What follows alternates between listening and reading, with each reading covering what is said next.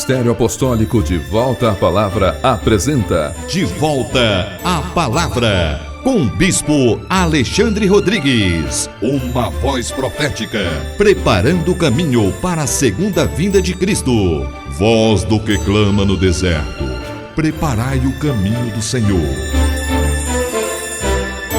Bom dia! Toda honra e toda glória sejam dadas ao nosso Senhor e Salvador Jesus Cristo, ao Senhor da Igreja e a todos vocês que estão em casa, graça e paz vos sejam multiplicadas. Este é o programa De Volta à Palavra, um programa do Ministério Apostólico De Volta à Palavra, um ministério, uma igreja que está empenhada na pregação do Evangelho, segundo Jesus Cristo, na sua palavra, que está empenhada na proclamação da economia de Deus, no reto ensino do supremo propósito de Deus, conforme se encontra revelado em toda a Escritura Sagrada, sobretudo no Novo Testamento, que é a base de fé e de prática da igreja cristã, da igreja de Jesus Cristo. Eu quero abrir este programa pedindo a Deus que nesta manhã Ele alcance o seu coração com a sua luz, com a sua palavra,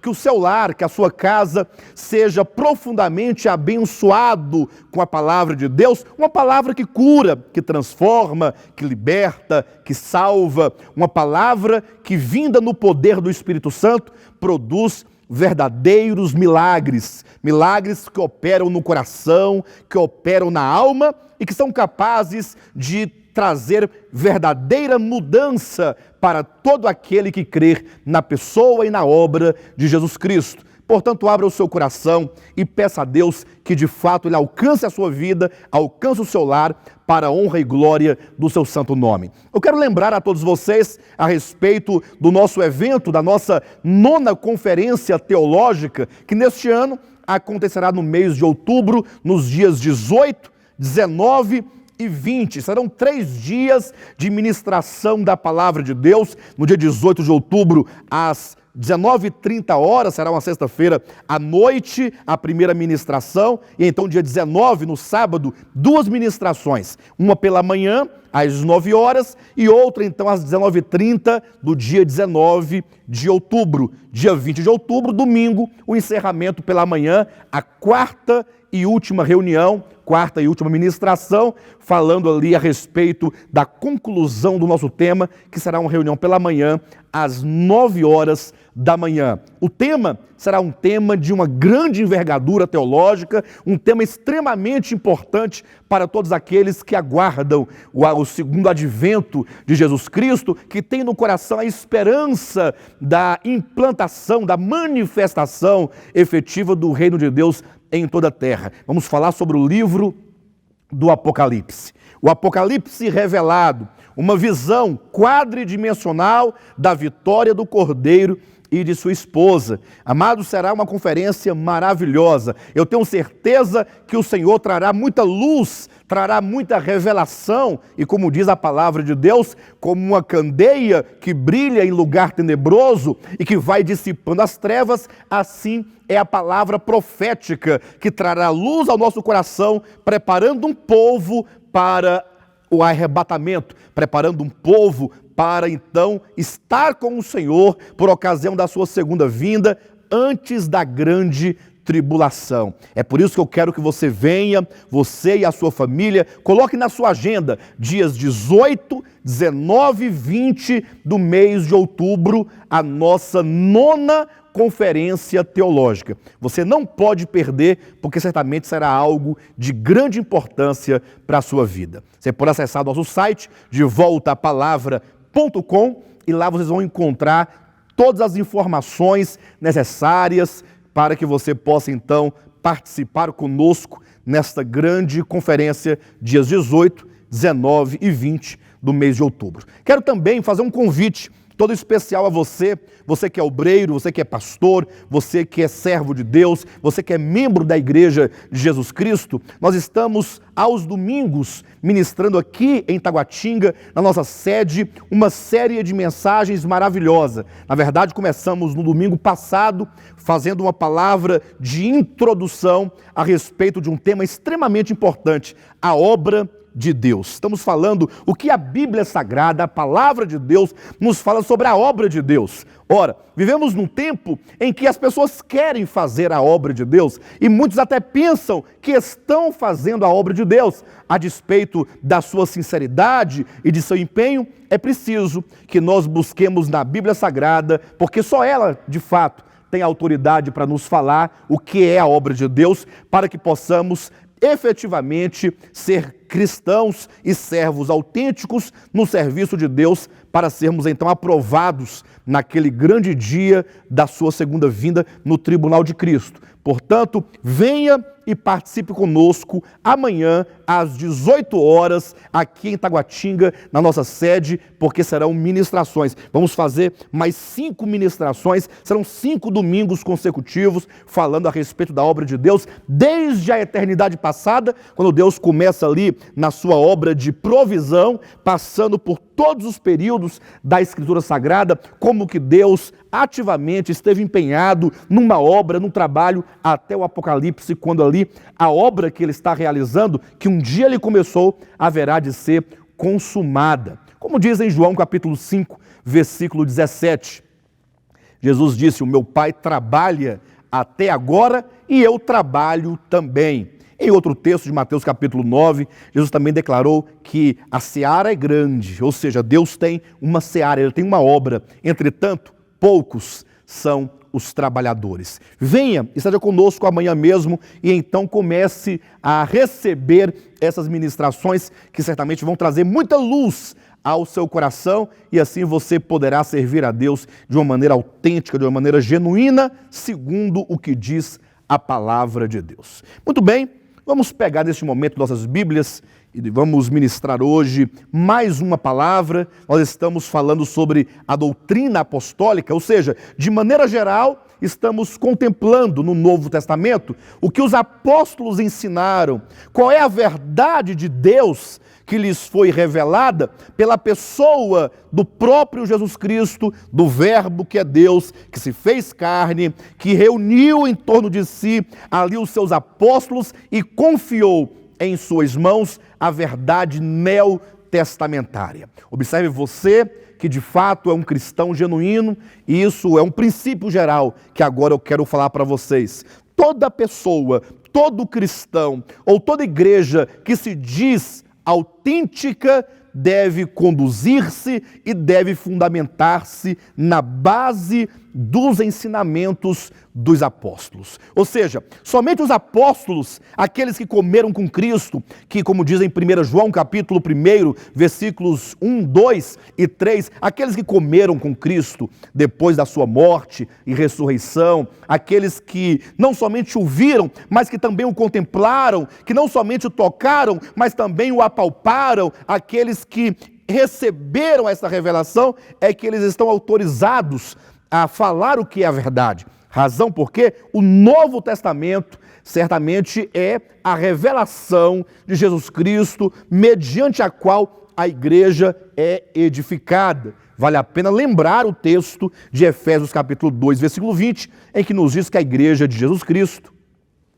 é edificada nesta base, na base dos ensinamentos dos apóstolos. Por isso, se você que está em casa, que ouve esta mensagem, que assiste a este programa, se você se diz autêntico servo de Deus, ou que uma igreja, uma instituição cristã que se diz autêntica, ela precisa fundamentar-se estritamente no ensinamento bíblico do Novo Testamento, sem dele se afastar, sem nada lhe acrescentar e sem nada retirar das suas páginas, dos seus ensinamentos.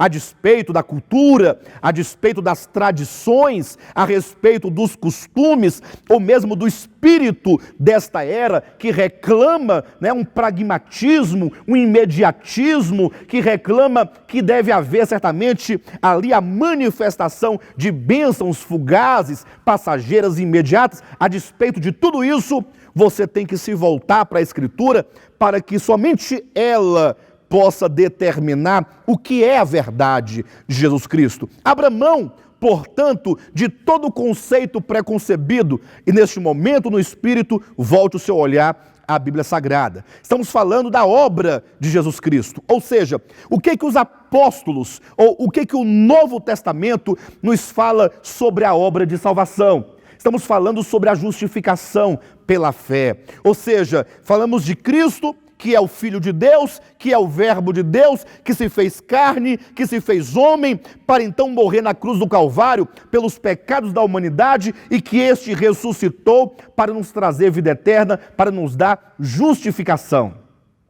Agora eu pergunto, qual é o seu conceito? Qual é o seu juízo a respeito da salvação? A salvação, ela é adquirida pela graça, pela fé, ou será que você entende que a salvação é adquirida também mediante as obras? Eu sei que nós, sobretudo nós os brasileiros, nós temos um legado desde o catolicismo romano e agora, por fim, com o movimento evangélico e pentecostal e neopentecostal, nós temos esse legado, nós temos um ensinamento e até mesmo um ensinamento cultural de que a salvação, ela depende de fé mais obras. Ou seja, que somente aquilo que o Senhor realizou não é suficiente para a salvação do homem. Embora a maioria dos cristãos, eles não negam isso no primeiro momento, mas logo quando começam a discorrer suas doutrinas, eles vão negar e dizer que a fé somente não é suficiente para a salvação. Mas o que diz a palavra de Deus? E é isso que nos importa, o que a Bíblia Sagrada diz a esse respeito. Eu quero que você abra a sua Bíblia no livro de Romanos, no capítulo 4, é uma porção maravilhosa que nos mostra claramente como Deus, segundo a sua economia, salva o homem, como ele justifica o homem, como é que Deus, ele toma ali o pecador, o injusto, e o faz justo. Leia na sua Bíblia, Romanos capítulo 4, a partir do versículo 1, que diz assim: que pois diremos ter alcançado Abraão, o nosso pai segundo a carne? Veja você que está em casa, que logo o apóstolo Paulo, ele aqui evoca a figura de Abraão. Por que ele não usou aqui Noé, ou que fosse Enoque, ou que fosse Elias, ou que fosse qualquer outro personagem do Antigo Testamento? Por que ele traz a figura de Abraão, perguntando, que pois diremos ter alcançado nosso pai Abraão segundo a carne? Ora, porque segundo o reto ensinamento do Novo Testamento, sobretudo em Gálatas capítulo 3, versículo 7 em diante, nós vemos ali que Abraão, ele é o pai de todo aquele que crê. Abraão é o protótipo dos crentes do Novo Testamento.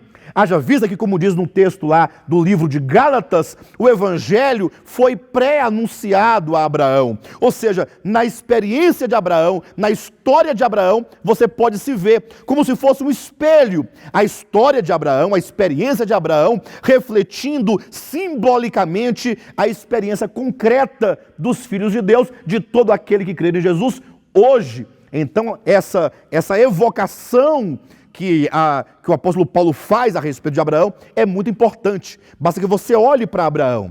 Abraão era um idólatra. Segundo o registro de Gênesis, tanto ele quanto a sua família toda habitavam em Ur da Caldeia, uma terra maldita, uma terra de ídolos, uma terra de demônios. Exatamente fazia ali, ele parte de um contexto da grande rebelião da Torre de Babel. Abraão não era um homem piedoso, pelo contrário, ele era parte de uma família que era fazedora de ídolos. Abraão, portanto, era idólatra como toda a sua família. Ele não buscava a Deus, ele não tinha mérito em si mesmo, mas diz a Escritura Sagrada que o Deus da glória apareceu a Abraão. Veja quando diz, que pois diremos ter alcançado Abraão, nosso pai segundo a carne.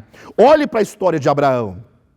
Deus foi até Abraão, Deus buscou Abraão, Deus chamou Abraão. Tinha tantas pessoas, havia muitas pessoas em Ur da Caldeia.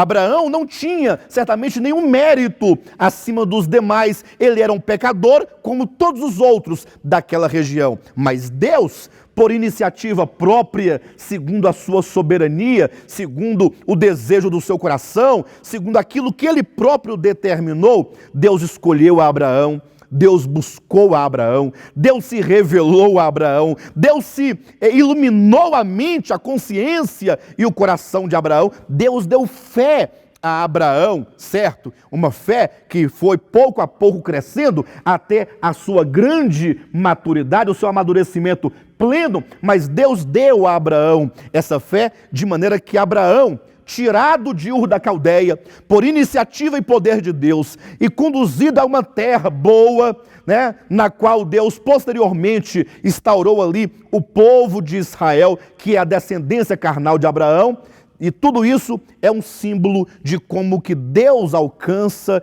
o homem por sua iniciativa, pelo seu poder, pela sua soberania.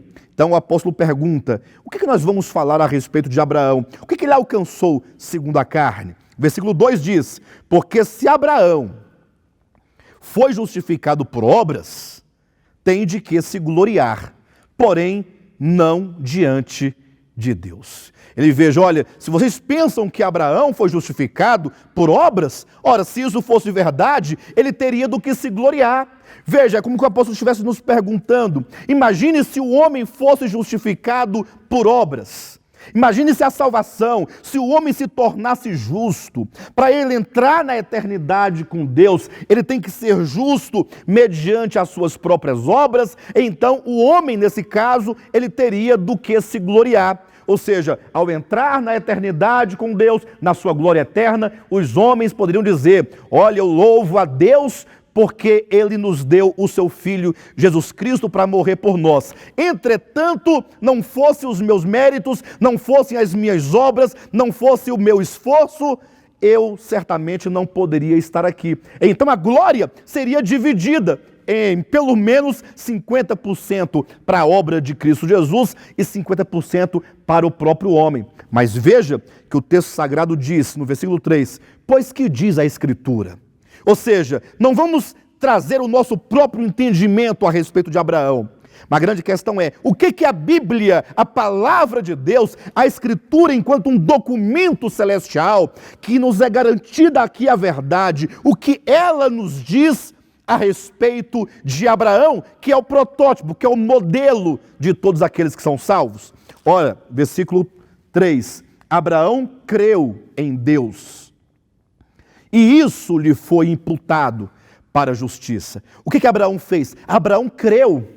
Abraão simplesmente no seu coração, ele creu naquele Deus que lhe apareceu ali em Ur da Caldeia. Ali o Deus eterno, o Deus criador que lhe apareceu. A fé nasceu no coração de Abraão e essa fé no coração é que lhe foi imputada para a justiça. Ou seja, a fé é que conta se Deus vai justificar ou não o homem.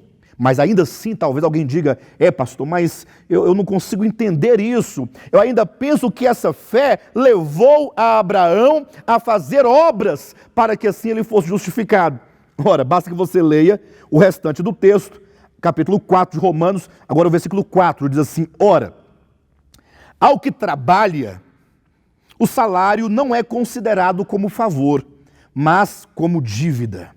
Mas ao que não trabalha, versículo 5, porém crê naquele que justifica o ímpio, a sua fé lhe é atribuída como justiça.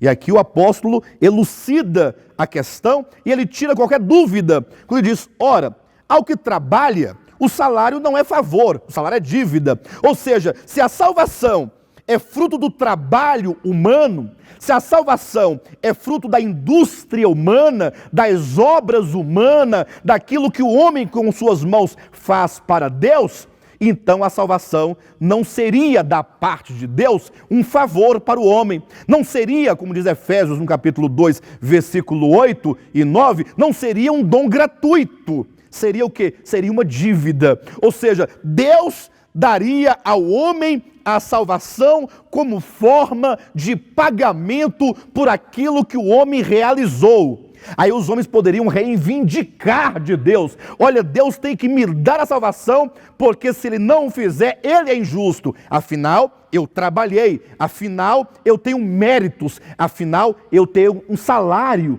a receber. Mas não é isso que a Bíblia diz que a salvação é, ou que a salvação consiste, porque diz: mas ao que não trabalha. A salvação não é uma dívida, uma vez que ela não é conquistada mediante méritos humanos. Não, a Bíblia nega absolutamente que a salvação seja meritória, que a salvação seja produto do trabalho, do esforço da indústria do homem. Isso a Bíblia nega categoricamente e diz: mas ao que não trabalha. E aqui está a grandeza do Evangelho, a grandeza de Deus ao salvar o homem incondicionalmente.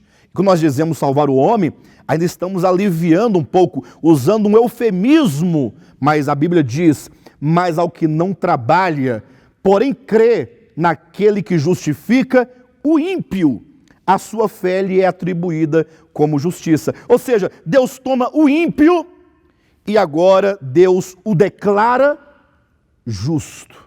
Observa que não é dito que este ímpio, ele tem que fazer e acontecer e realizar e promover para ser justo. A justiça de Deus é imputada, é dada, é comunicada ao ímpio, que tão somente no seu coração ele crê na obra de Jesus Cristo. É por isso que no capítulo 3 de Romanos, você pode verificar, é dito no versículo 23 em diante: pois todos pecaram e carecem da glória de Deus, sendo justificados de que maneira? Como é que diz na sua Bíblia? Eu sei que neste momento há toda uma revolta, né? Porque há uma carga dogmática de uma tradição que reclama dentro de você que você não pode aceitar este falar apostólico do Novo Testamento. Mas em nome de Jesus, leia a sua Bíblia. O que diz o versículo 24? Sendo justificados de que maneira? Olha o texto: gratuitamente, por sua graça. Ou seja, é a bondade do coração de Deus, é o amor de Deus, é a misericórdia de Deus, é a benignidade de Deus, são os profundos e ricos sentimentos de Deus a favor de um homem miserável, de um homem caído, de um homem que não tem nenhuma condição de se erguer, de se salvar, de salvar a sua própria alma, sendo justificados gratuitamente por sua graça, mediante a redenção que há em Cristo Jesus. Então, movido por graça no seu coração, Deus justifica o homem.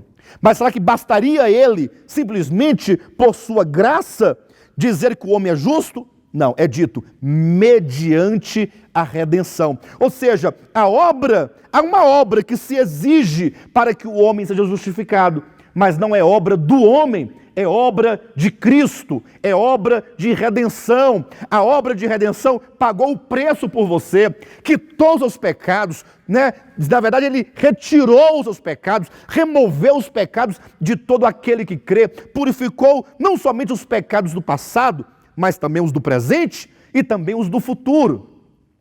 Razão porque o livro de Hebreus nos diz que o Senhor, tendo morrido na cruz, ele efetuou uma eterna redenção. É uma redenção que tem efeito eterno, atemporal, que inclui, na verdade, toda a sua existência, antes, durante, depois. É uma redenção que não se limita ao momento em que você se converteu ou ali teve um encontro com Cristo, mas é uma redenção plena, que ela não somente é plena no tempo, mas também em todo o teu ser. De maneira que esta é a verdade da palavra de Deus com respeito à salvação. Há um texto ainda aqui no livro de Romanos, no capítulo 11, em que o apóstolo Paulo, mais uma vez, deixa claro, explícita essa questão, quando ele diz assim no capítulo 11, versículos 5 e 6. Assim, pois, também agora, no tempo de hoje, sobrevive um remanescente, segundo a eleição da graça. Você quer entender a graça de Deus? Então leia o versículo 6. E se é pela graça, já não é pelas obras. Do contrário, a graça já não é graça. Ou seja, para que você possa efetivamente experimentar a graça de Deus, o Senhor, Ele não pode te exigir uma única obra sequer. Do contrário, já não é graça. Se Ele te oferece a salvação pela sua graça, mas te pede algo em troca, então não é de graça, então não é graça, então não é gratuito. Seria, no caso, uma dívida, seria um salário. Mas a Bíblia Sagrada diz que o que é salário, o que é dívida, o que é devido por justiça, é a morte eterna, porque o salário do pecado é a morte. Todos quantos experimentarem a morte eterna, forem lançados no lago de fogo no último dia, vão por merecimento próprio, por indústria própria, porque todos pecaram, porque na verdade não somente ofenderam a justiça e a santidade de Deus, mas eram em natureza pecadores e portanto é justo que Deus os lance na morte eterna. Agora, aqueles que experimentarem a salvação e entrarem na glória eterna com o Senhor, são aqueles que receberam a vida eterna como um dom gratuito. E este dom, ele se estende a você nesta manhã. Se no seu coração você crê na obra redentora e na ressurreição de Jesus Cristo, então esse dom gratuito de vida eterna, ele entra no seu coração. Deus, ele perdoa todos os seus pecados. Ele te lava, ele há de tirar de sobre os seus ombros o peso do pecado, o peso da lei, o peso da responsabilidade humana, como diz em Mateus no capítulo 11, versículo 28 a 30, vinde a mim, vós os que estáis cansados e sobrecarregados, e eu vos aliviarei. Tomai sobre vós o meu jugo e aprendei de mim, porque eu sou manso e humilde de coração, e achareis descanso para as vossas almas. Neste momento, você pode encontrar descanso para a sua alma, se tão somente você invocar o nome do Salvador, o nome deste Redentor, que na cruz do Calvário, ele pagou todo o preço pela sua vida. Se tão somente você se inclinar e reconhecer e invocar e clamar, o Espírito Santo vai alcançar a sua vida e vai então te fazer participante das bênçãos eternas da nova aliança e você terá uma profunda experiência com Deus. Receba essa palavra apostólica pela fé e você vai experimentar um grande milagre, a transformação da sua vida. Eu quero deixar aqui estendido o nosso convite no final deste programa para você vir até aqui o nosso local de reuniões, seja aqui em Taguatinga, tem o nosso endereço na sua tela, ou mesmo na nosso local de reuniões em Planaltina, onde temos ali também uma extensão ministerial, ou mesmo em Goiânia. Você pode ir a qualquer um desses 3 locais, onde você certamente vai ser muito bem recebido ali pelos respectivos pastores, pelos cooperadores, será abraçado pela igreja, para que você possa então ser inserido dentro de um ambiente saudável, em que a palavra de Deus, tal como ela é ensinada, e assim nós seremos ensinados e conduzidos e discipulados no caminho da justiça. Não deixe de estar conosco em uma de nossas reuniões. Acesse o nosso site, devoltaapalavra.com, e ali você vai encontrar ali um ícone que fala sobre doações. Eu quero pedir a você que ama essa palavra, que crê nessa palavra, que vê seriedade nesse trabalho, que você nos ajude a manter este programa. Não é fácil, nós temos passado por muita dificuldade para manter este programa, porque nós dependemos de pessoas que, como vocês, amam a Deus e pela fé ofertam para que este programa seja mantido no ar, todos os meses seja pago e assim não venhamos nós a sofrer nenhum tipo de situação constrangedora de ter que tirá-lo do ar. Nada de barganha, nada de você querer comprar a Deus ou barganhar com Deus, dar tanto para ganhar tanto. Isso fica para a velha religião da Babilônia. Faça com amor, faça de coração, faça como aqueles que creem que tudo procede de Deus e nós, portanto, somos seus mordomos. E dessa maneira, e somente assim, nós temos a certeza que estamos contribuindo para que o reino de Deus seja definitivamente instaurado nos corações e, por fim, em toda a terra, na segunda vinda de Cristo. Tenham todos vocês um bom dia e Jesus Cristo é o nosso Senhor.